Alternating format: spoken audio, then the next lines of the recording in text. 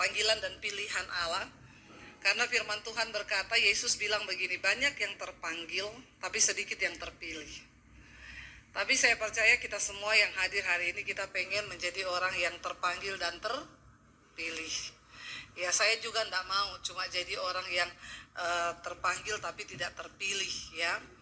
Bagaimana supaya kita ini bisa terus berjalan di dalam perkenanan Tuhan sampai ketika Tuhan Yesus datang satu saat nanti? Kita hanya bukan sekedar beriman, tapi ada hal yang harus kita lakukan. Keselamatan sudah kita terima gratis, tapi untuk mencapainya ada tindakan dari kita. Tidak bisa hanya berdiam saja dan kan sudah gratis ya, terima keselamatan, makanya kan ya sudahlah saya diam-diam aja pasti juga selamat. Kita tidak menganut bahwa sekali percaya itu sekali selamat sudah selamat. Tapi Alkitab berkata, kerjakanlah keselamatanmu itu dengan takut dan gentar. Buka bersama 2 Petrus pasal yang pertama. Panas sekali ya Bapak Ibu ya. Itu sedangkan yang duduk di bawah itu aja panas, apalagi sini yang kena lighting. Lighting itu panas loh ya. Iya, baca bersama 2 Petrus pasal yang pertama ayat yang ketiga, 1, 2, 3. Karena kuasa ilahinya telah menganugerahkan kepada kita segala sesuatu yang berguna untuk hidup yang saleh oleh pengenalan kita akan Dia yang telah memanggil kita dan oleh kuasanya yang mulia dan ajaib. Kita ini dipanggil oleh Kristus, Dia percaya kepada Dia, kita diberi kuasa ilahi. Karena kuasa ilahinya kita ini juga diberi anugerah. Dikatakan di sana kita ini telah menerima anugerah, ya, diberikan kepada kita segala sesuatu yang berguna. Jadi ketika kita percaya Yesus, kita harus percaya bahwa Tuhan itu juga waktu engkau percaya, engkau beriman, engkau sungguh-sungguh datang pada Dia, ada begitu banyak hal yang berguna yang Tuhan beri buat kita, dianugerahkan, supaya hidup kita ini semakin hari semakin saleh, bukan salah.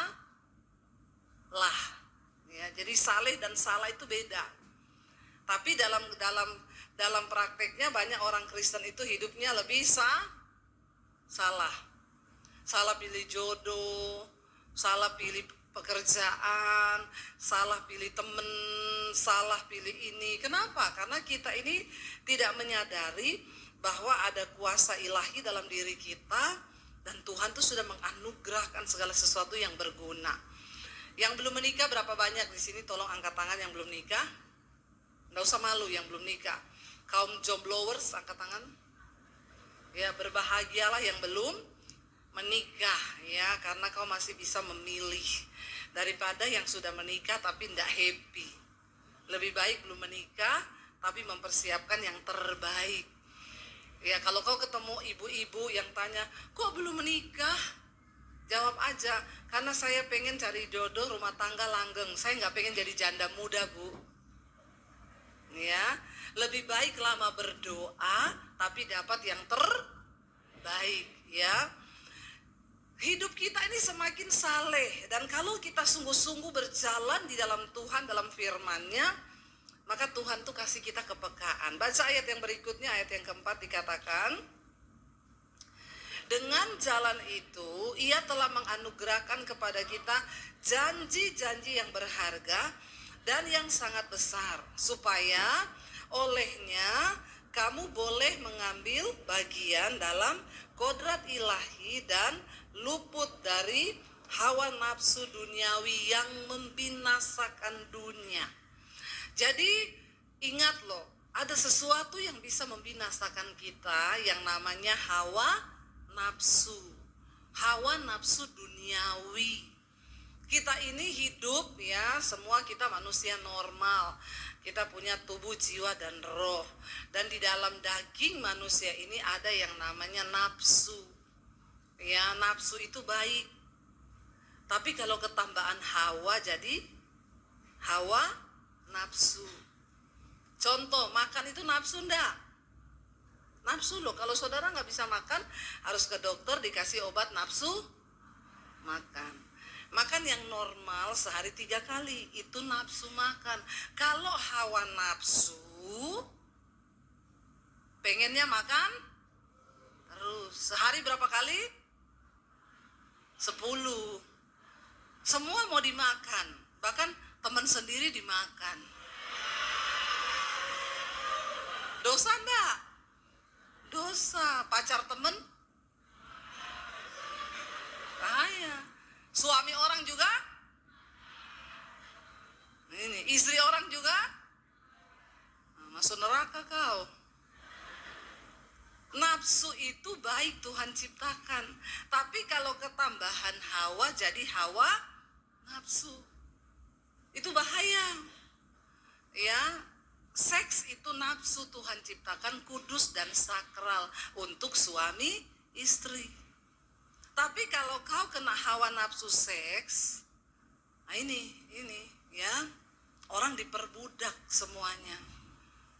Akhirnya selingkuh, akhirnya berzina, yang muda-muda hidup dalam free sex. Sekarang kan banyak. Ya, lalu akhirnya terpaksa menikah. Kenapa? Ya sudah terlanjur melakukan hubungan. Dan pernikahan yang seperti ini bahaya. Ya, makanya hati-hati. Tuhan itu memberikan kita hikmat. Janji-janjinya berharga, termasuk janji hidup di dalam penyertaan dan kemuliaan Tuhan. Tapi itu semua berlaku kalau kita melakukan bagian kita, berjalan di dalam jalannya Tuhan. Tapi kalau kau mau bikin jalan sendiri, ya silakan. Ya, sayang Bapak Ibu, kita ini diberi, ya, dianugerahkan janji yang sangat besar dan sangat berharga.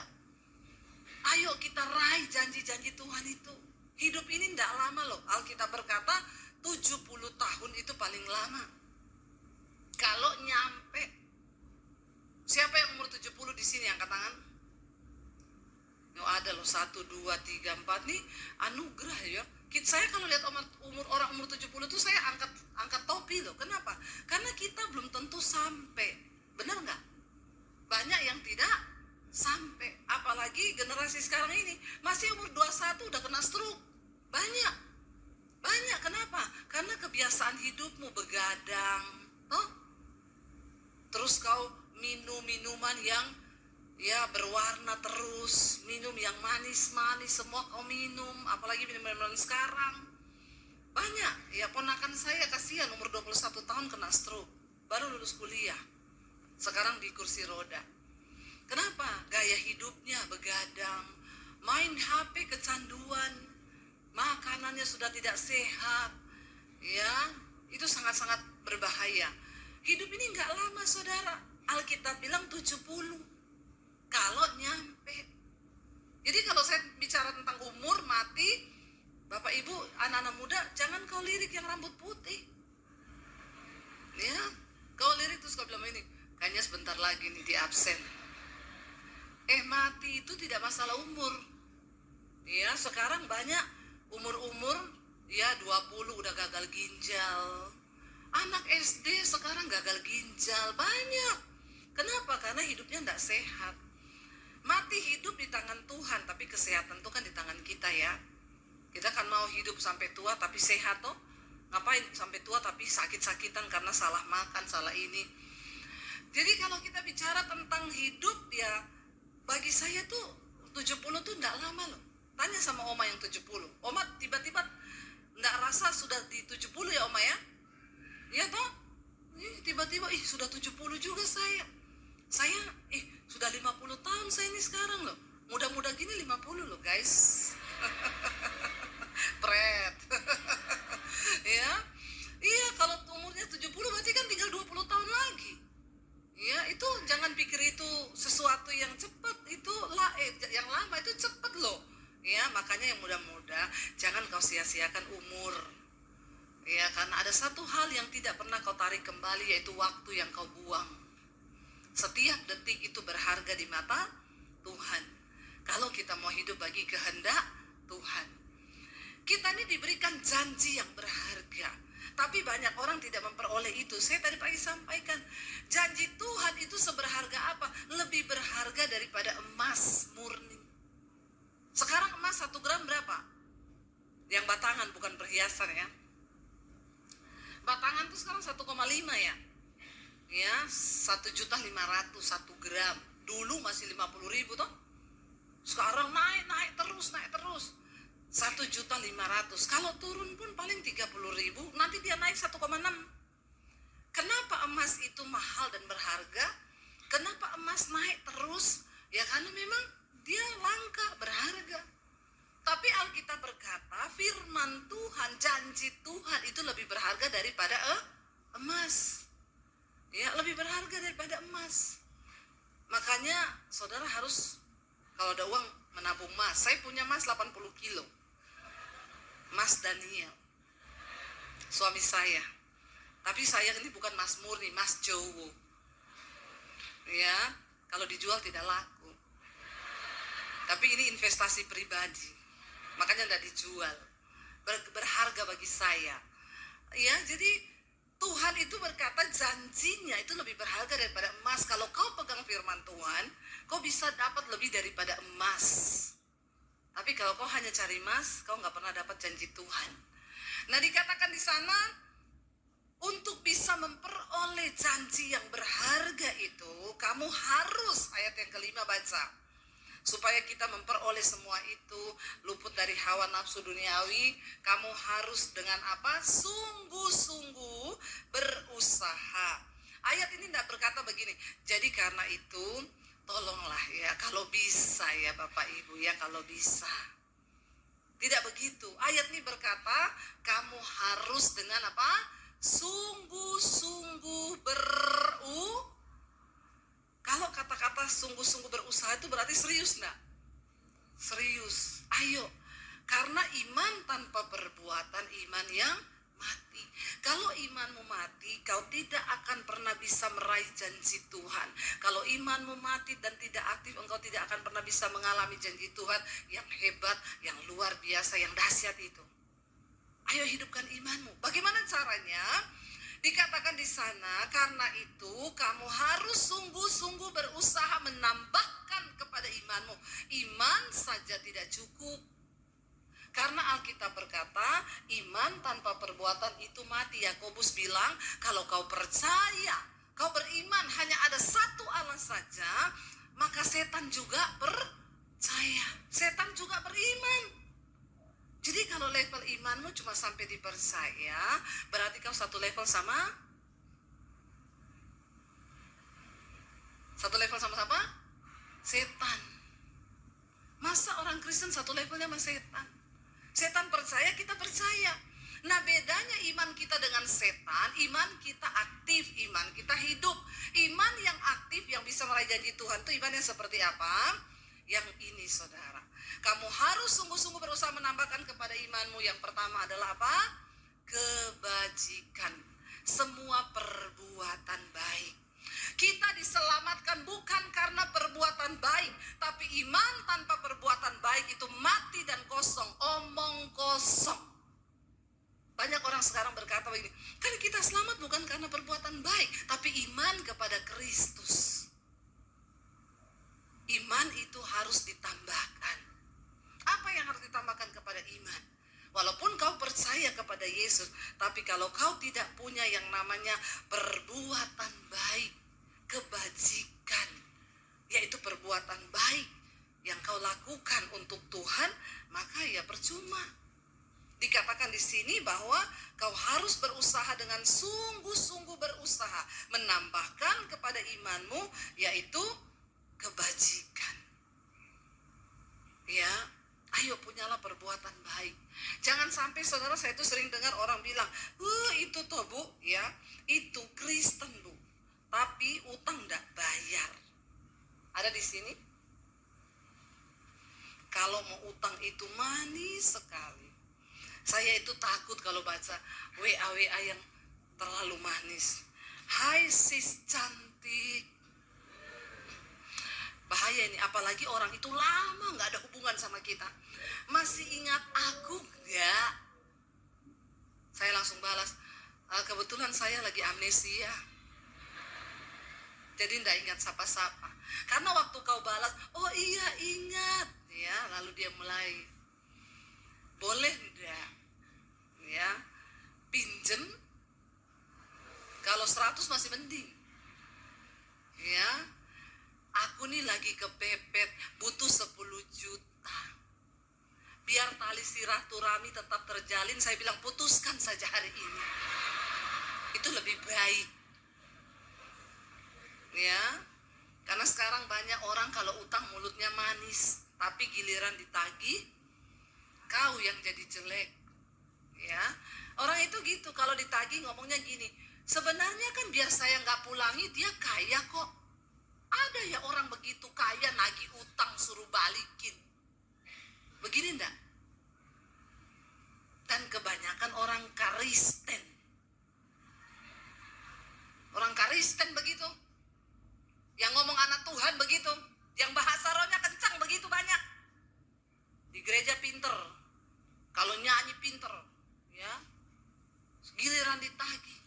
Jawabannya, Yesus sudah bayar semua utang. Pret kau, pret.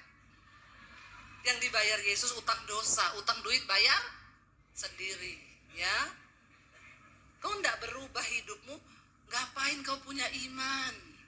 Ya, percaya katanya beriman sama Yesus, tapi enggak ada kebajikan, maka imanmu itu iman mati. Imanmu enggak berfungsi, imanmu itu mandul. Jangankan kau pikir Tuhan kenal kau, kagak. Yang kenal kau setan karena kau temannya. Itu. Jawab sendiri saja. Jadi kalau iman tanpa kebajikan, jangan pikir iman aja udah cukup. Banyak orang Kristen masa bodoh. Kan saya sudah ditebus. Ingat loh, Alkitab bilang kita diselamatkan bukan karena perbuatan baik. Jadi biar kita jahat terus kita masuk surga. Pret. Ya, dipikir masuk surga itu sembarangan. Surga itu tempat yang mulia. Lebih mulia dari istana presiden. Saya mau tanya, saudara hari ini ke istana presiden kira-kira dibukain pintu nggak? Biar kau nangis di depan istana presiden ditanya, kau sudah janjian belum sama Pak Presiden? Belum. Ya kebutuhanmu apa? Lah itu cuma istana presiden. Lah sorga itu tempat kediaman yang mulia Tuhan di sana. Nggak sembarang orang bisa masuk ke surga. Jadi ayo benahi diri. Ada syarat untuk kau bisa masuk ke sana, walaupun Yesus sudah selamatkan kau gratis. Tapi kalau kau tidak mengerjakan imanmu, ya tidak ada alasan. Tambahkan kepada imanmu yang pertama apa? Kebajikan, semua perbuatan baik. Karena apa itu dosa? Dosa itu adalah ketika engkau tahu berbuat baik, tapi kau tidak melakukannya, kau berdosa. Kau bisa nolong orang, tapi kau tidak tolong. Ponakanmu tidak bisa sekolah, tapi kau nggak bantu sekolahin dia. Sementara kau mampu, itu juga ada dosa. Makanya tambahkan kebajikan dalam hidupmu. Lalu dikatakan setelah kau tambahkan kebajikan kepada imanmu, di sana dikatakan baca ayat yang tadi sambungannya, dan kepada kebajikan tambahkan apa? Pengetahuan. Multimedia tolong tayangkan ayatnya. Ya, dan tambahkan kepada kebajikan itu pengetahuan. Orang Kristen sekarang banyak minim pengetahuan. Pengetahuan sekuler dia tahu semua, karena tiap hari di handphone. Tapi pengetahuan firman dia tidak tahu. Padahal ilmu tertinggi dari kehidupan ini adalah firman Tuhan. Kenapa Bapak Ibu? Saya tuh selalu menyuruh jemaat tuh baca Alkitab. Tolong yang handphonenya tidak ada aplikasi Alkitab, tolong di-download aplikasi Alkitab. Taruh di handphone supaya kau di WC baca Alkitab. Di kamar baca Alkitab. Dimanapun kau baca Alkitab. Kau baca Alkitab itu bukan untuk kebaikannya pendeta, untuk kebaikanmu sendiri. Karena Alkitab ini, firman Tuhan ini adalah manual book kehidupan, buku petunjuk kehidupan. Saudara beli sesuatu, saudara dapat manual book kan? Beli mesin cuci ada manual booknya. Caranya pencet tombol ini untuk menghidupkan mesin. Tombol ini isi air. Tombol ini untuk mengeringkan. Mau mengeringkan yang langsung kering ada, yang setengah kering ada. Ini dipencet ini. Lah kok ada orang hidup nggak baca buku manual kehidupan tuh kan? Makanya hidupmu penuh dengan tragedi, bencana, malapetaka, karena kau tidak pernah baca petunjuk kehidupan. Bolak-balik konseling terus sama pendeta, konseling terus. Nah kalau baru sekali tidak apa-apa, konselingnya berkali-kali lagi. Saya tuh males ya kalau ada yang konseling. Iya bu, saya mau konseling. Suami saya tuh begini bu. Dia tuh selingkuh, dia tuh pelit, dia tuh begini. Ya bu, doakan ya bu. Sambil ibu terus juga berubah. Jawabannya apa? Ibu enak. Cuma bilang doakan. Ibu enggak tahu suami saya, ibu enggak pernah rasa. Saya bilang, saya enggak mau rasa suamimu. Kenapa kau suruh saya rasa suamimu? Siapa yang pilih itu dulu? Emang saya yang suruh kau pilih suamimu? Kau pilih sendiri toh? Lah kok sekarang ibu sih enggak rasa suamiku. Lah saya punya suami sendiri. Kenapa kau suruh rasa suamimu kepada saya? Ya, aneh-aneh orang Kristen ini. Dia kawin dulu enggak baca Alkitab. Dia enggak ngerti cara pilih jodoh yang benar. Yang muda-muda buka matamu lebar-lebar, amin. Nah ini, yang jawab kenceng yang sudah nikah malah. Karena dia sudah merasakan bagaimana ngerinya salah pilih itu. Ya, baca tuh Alkitab yang banyak supaya kau tahu bagaimana kau memilih jodoh dalam hidupmu. Ya, supaya kau tahu. Kemarin ada bapak-bapak juga, saya pelayan di satu gereja 5 kali khotbah. Bu, saya boleh konseling? Pak, saya ini 5 kali khotbah Pak hari ini. Jadi tidak konseling dulu. Tolonglah bu. Ya nanti saya lihat kalau ada jeda waktu. Saya tanya gembalanya, Pak itu tadi mau konseling? Nggak usah ditanggapi bu, itu sudah 100 kali konseling sama saya. Kata gembalanya. Semua pendeta yang khotbah di sini dia minta konseling bu. Terus saya tanya, itu kasusnya apa tuh Pak? Ditinggal istri sama anaknya pergi, kenapa? Pelit, nggak pernah kasih uang sama istri dan anaknya. Oke, baik, terima kasih ya Pak. Begitu selesai ibadah ketiga, ada waktu dia datang. Bu, saya boleh konseling? Boleh sekali. Sini Pak, sini. Masuk Pak, masuk. Sudah saya siapin tempat duduk dan minum. Duduk. Bapak mau konseling apa? Gini loh Bu, istri sama anak saya itu pergi tinggalin saya. Kenapa? Ya enggak tahu, gini. Bapak kasih uang nggak sama istri dan anak? Ya, ya Bu, ya. Bapak pelit toh, nggak mau kasih uang sama istri kan? Pak, saya mau bilang, udah bagus istrimu pergi diam-diam. Untung istrimu nggak bikinin kau kopi, terus dikasih sianida. Itu gembalanya bilang, itu padahal Bu, menikah itu dia dari nol. Yang temen itu istrinya dan dia miskin. Makanya cewek-cewek yang muda-muda belum nikah, kalau ada laki-laki datang berkata, Dek, kita berjuang bersama ya dari nol, bilang aja, saya bukan R.A. Kartini dan Marta Tiahahu yang kau suruh saya berjuang dengan hidup ini. Kagak. Kau nikah sama R.A. Kartini sana kalau kau cari istri pahlawan. Bahaya. Karena banyak laki-laki itu berjuang dari nol, begitu udah kaya dia lupa istrinya. Di luar dia kasih duit orang, dia kasih duit perempuan, tapi istri dan anaknya nggak dikasih duit.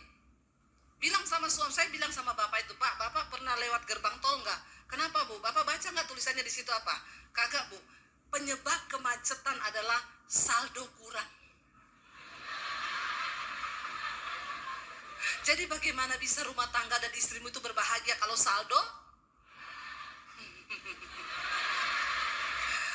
Bapak-bapak bertobatlah kau, bapak-bapak. Jangan pelit terhadap istrimu, amin. Lalu dia bilang, lalu apa yang saya lakukan sekarang? Bapak telepon istrimu, minta rekening, transfer 20 juta. Saya jamin besok dia pulang, Pak. Amin, bapak-bapak. Yang amin ibu-ibu. Bapak-bapak tetap tidak rela. Ya, jadi tolong yang muda-muda itu ya, kau menikah, cari laki-laki, jangan cuma bilang, saya sudah terlanjur cinta Bu. Makan itu cinta, kau makan. Kau makan cinta, kenyang cuma 9 bulan. Sampai kau melahirkan, itu makan cinta itu. Tapi setelah itu, rumah tanggamu itu mau dibawa kemana? Hah? Jangan menghalalkan segala cara, nggak baca Alkitab. Nggak ada pengetahuan firman. Sehingga menghalalkan segala cara, apalagi dengan adanya media sosial hari-hari ini. Orang kepengen kaya, lihat temennya liburan ke Swiss, pengen juga ya, tapi nggak ada duit, maka dia jadi ani-ani. Di Cikarang ada ani-ani? Ada nggak ani-ani? Ada ya, banyak juga ya. Cewek-cewek muda yang tidak punya uang tapi kepengen menikmati kekayaan, punya apartemen, punya mobil, nggak usah menikah, jadi simpenan om-om, itu ani-ani. Kalau naik kelas namanya anu-anu. Mengerikan. Jangan ada loh, jangan ya dek ya, jangan ya dek ya. Itu bahaya ya dek ya. Makanya kau baca Alkitab nak, baca. Hidupmu bisa berubah, bisa Yura. Jangan bilang gak bisa hidupmu berubah dengan firman Tuhan, amin. Iya, gak usah tepuk tangan. Jadi, ayo baca Alkitab supaya kau punya pengetahuan. Orang Kristen sekarang itu gak punya pengetahuan firman, yang aneh-aneh saja yang dia lakukan. Tadi pagi saya sampaikan pendoa. Ayo Bu, kita doa keliling di pohon itu. Kenapa? Ada setan di situ. Saya bilang jangan kau pergi tengking itu setan di pohon itu, karena rumahnya di situ. Kalau kau usir terus dia mau tinggal di mana? Emang kau mau bayari dia kos-kosan? Atau di rumahmu ada kamar kosong, dia pindah nanti di rumahmu.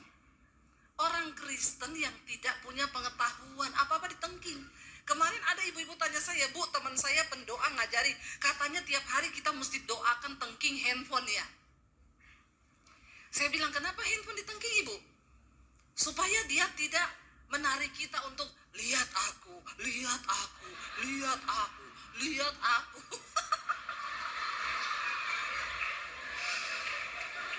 Ada handphone ditengking Bapak Ibu. Saya bilang, ibu itu salah doa. Bilang sama temenmu, yang ditengking bukan handphonemu, tapi kepalamu ini bertobat kau, bertobat kau, bertobat kau. Amin. Lah kok handphone bawa tengking itu kenapa?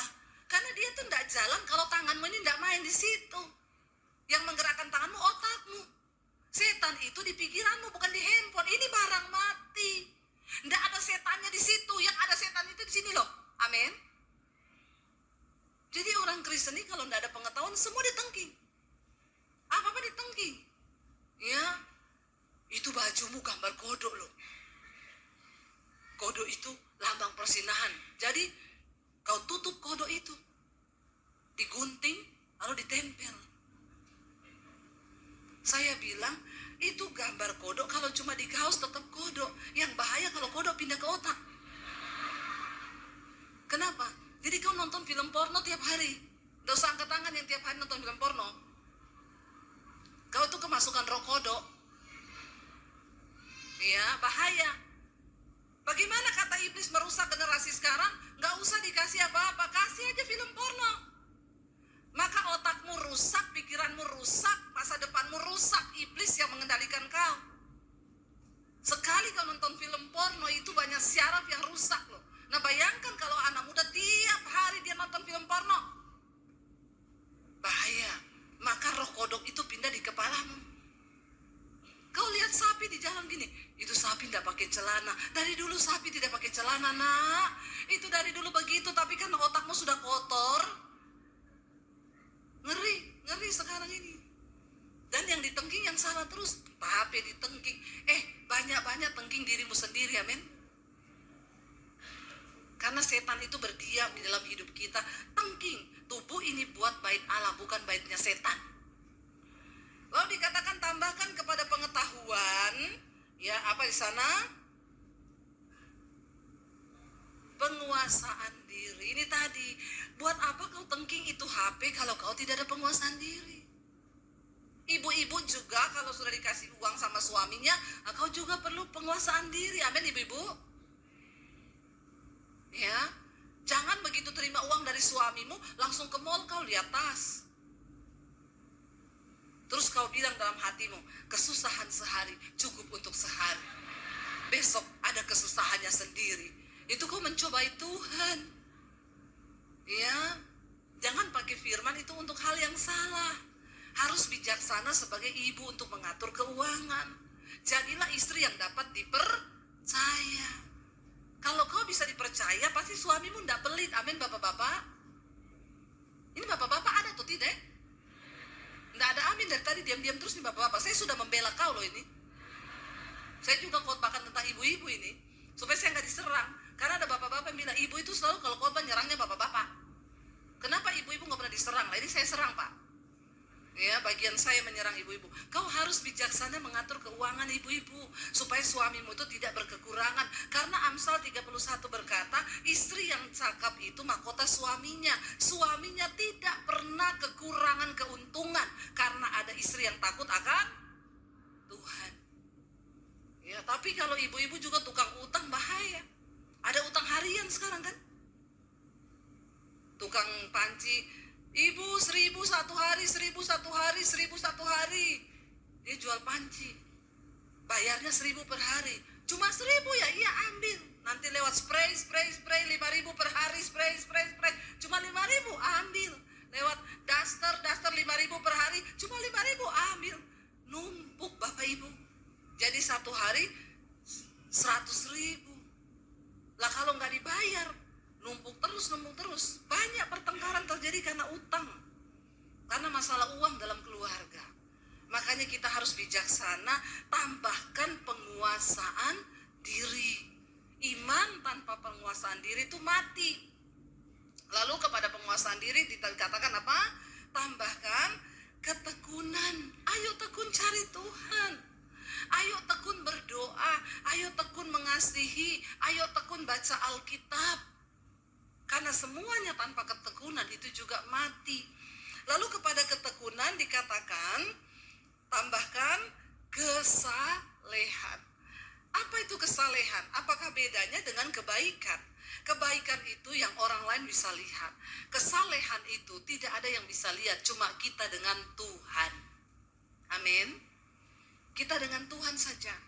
Saya tadi pagi barusan keluar dari rumah, tetangga saya tuh nyapu. Ya, di batasan rumah saya itu ada sampah, bunga saya rontok. Cuma sedikit sampahnya, saya lihat dengan mata kepala saya nih. Dia nggak lihat saya, tapi saya lihat dia. Dia ambil sampah bunga-bunga saya itu di tempat sampahnya dia nyapu gini, cuma dikit. Di depannya ada tempat sampahnya dia loh. Nggak, dia bawa di depan rumah saya diginiin. Saya bilang sama suami saya, kasihan banget ibu itu ya hatinya. Dia sudah kehilangan berkat dari Tuhan.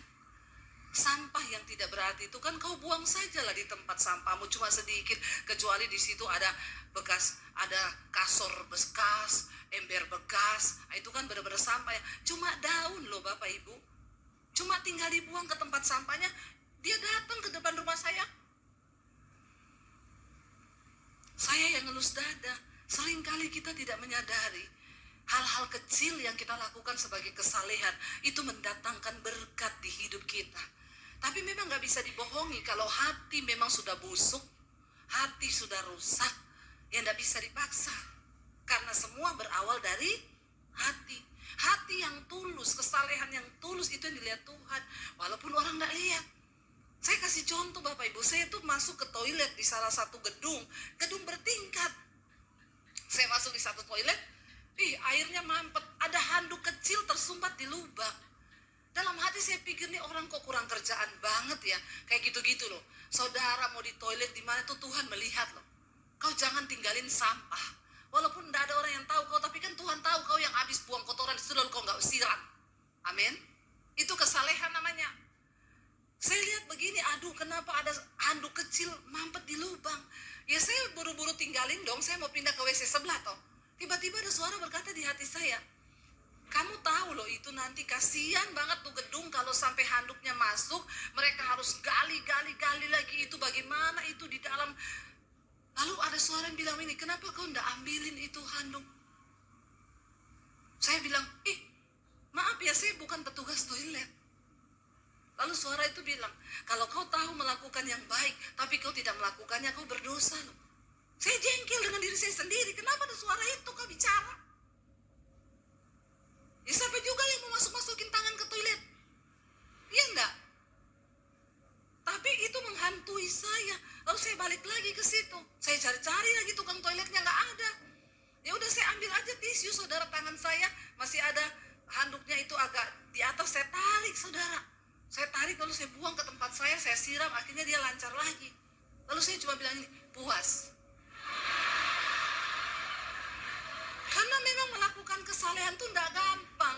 Itu bertentangan dengan daging kita. Dan kita kadang-kadang tidak mau. Tapi seringkali kita lupa itu menjadi berkat bagi kita waktu kita melakukannya untuk Tuhan.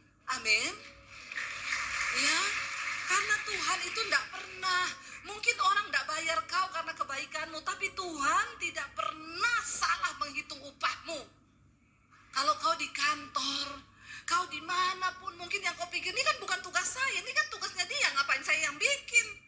Jangan bersungut-sungut. Lakukan sebagai kesalehan, maka kau akan terima upah, bukan dari manusia, tapi dari Tuhan. Tapi sayang banyak orang Kristen tidak percaya berkat kesalehan itu ada. Ada loh Bapak Ibu. Ya mungkin karena itu, saya ini kalau sama suami mau makan kemana aja ya. Makan kemana saya? Ke sini atau ke situ aja.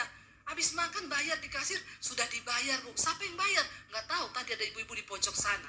Sering banget, sering dimanapun. Itu upah kesalehan loh yang kau nggak bisa lihat. Kau sehat, anakmu sehat, bulan ini tidak ada yang masuk rumah sakit. Itu berkat Tuhan, amin. Coba kalau masuk rumah sakit, kau harus keluar duit kan? Ayo, tambahkan kepada imanmu, kebajikan, pengetahuan, penguasaan diri, ketekunan, kesalehan. Jangan berbuat kebaikan hanya karena dilihat orang. Tapi lakukan segala sesuatu itu untuk Tuhan. Walaupun kau lagi jengkel sama suamimu, tetap layani dia, siapin sarapan, potongin dia buah, bikinin dia kopi. Ya Bu, saya tambah sianida sedikit. Jangan. Mati dia nanti mati. Ya. Jangan Bapak Ibu. Ya, tetap doakan suamimu. Ada ibu-ibu, suami saya itu selingkuh terus Bu, doakan Bu. Iya, memang saya doakan sekarang Bu tiap hari. Ibu doakan apa? Tuhan cabut nyawanya. Aduh. Ya, jadi hati-hati bapak-bapak ya. Jangan juga kau jahat sama istrimu. Jadi Bapak Ibu, ayo tambahkan kesalehan, dan kepada kesalehan dikatakan tambahkan kasih pada saudara-saudara, dan kepada kasih saudara-saudara kasih akan semua orang. Kenapa kita harus tambahkan itu kepada iman kita? Karena saudara, ayat yang ke-8 berkata, baca bersama dengan suara yang keras. Sebab apabila semuanya itu ada padamu dengan berlimpah-limpah, kamu akan dibuatnya menjadi giat dan berhasil dalam pengenalanmu akan Yesus Kristus Tuhan kita. Tepuk tangan buat Tuhan Yesus. Kenapa banyak orang Kristen hidupnya stuck? Kenapa banyak orang Kristen hidupnya tidak pernah mengalami janji Tuhan? Karena kau tidak punya semua ini. Kau cuma punya iman, dan kau berhenti di iman. Tapi ketika kau tambahkan semua ini kepada imanmu, iman itu menjadi sempurna. Iman itu menjadi iman yang aktif. Iman itu menjadi iman yang hidup, yang bisa menarik kuasa Tuhan turun atas hidup. Amin. Kenapa Bapak Ibu? Karena janji Tuhan yang berharga itu sudah disediakan bagi saudara dan saya. Rugi, sangat rugi kalau kita tidak mengalaminya. Saya selalu berkata, kasih Tuhan itu tidak bersyarat, tapi berkat Tuhan itu bersyarat. Kasih Tuhan itu tidak bersyarat. Kau bikin dosa, hari ini kau minta ampun, bertobat, diampuni, tanpa syarat. Orang mau berdosa seberdosa apapun, ketika dia datang pada Tuhan, diterima. Itu kasih Tuhan. Tapi berkat Tuhan, maaf, berkat Tuhan itu bersyarat. Kalau kau mau melihat kelimpahan, kalau engkau mau melihat hidup yang diberkati Tuhan, ada syaratnya. Alkitab bilang, kalau kebenaran Tuhan menjadi barisan depanmu, maka kemuliaan Tuhan akan mengikutimu. Itu syarat. Bukan tanganku yang kurang panjang untuk menolongmu, bukan telingaku kurang panjang untuk mendengarkan doamu, tapi dosamu itu menghambat semua janji Tuhan terjadi atas hidup. Waktu engkau berusaha hidup dalam kekudusan, hidup dalam perkenanan Tuhan, maka engkau akan melihat janji Tuhan bekerja di hidupmu. Amin.